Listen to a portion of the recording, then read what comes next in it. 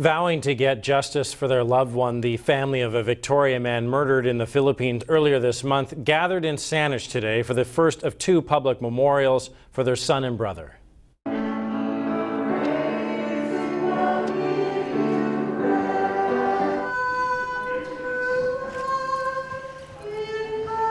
In my heart, he was a true knight in shining armor.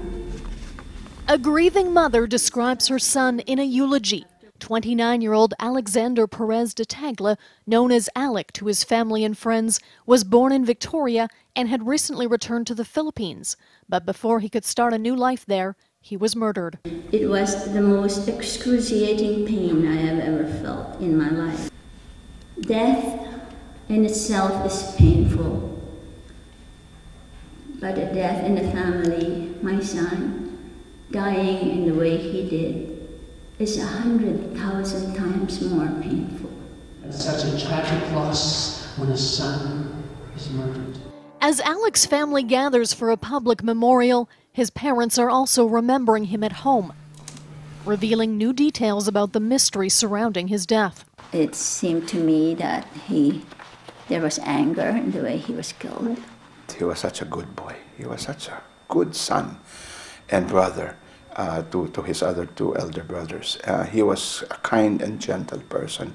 And the fact that he ended up in such a violent death is really incongruous, just unbelievable. Alec was found brutally murdered inside the family's Philippine home near Baguio, north of Manila, on October 3rd. He was strangled. He was tied behind with shoelaces. Police initially suspected robbery, but there was no forcible entry. Now they're thinking it was an inside job, that the motive may not have been robbery at all.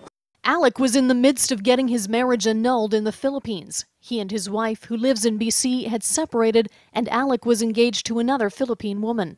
He was always a friend to everyone. He was always considered the little brother of many. A second service for Alec will be held Wednesday in Sydney, honoring his time with the Knights of Columbus. But I will find justice for Alec.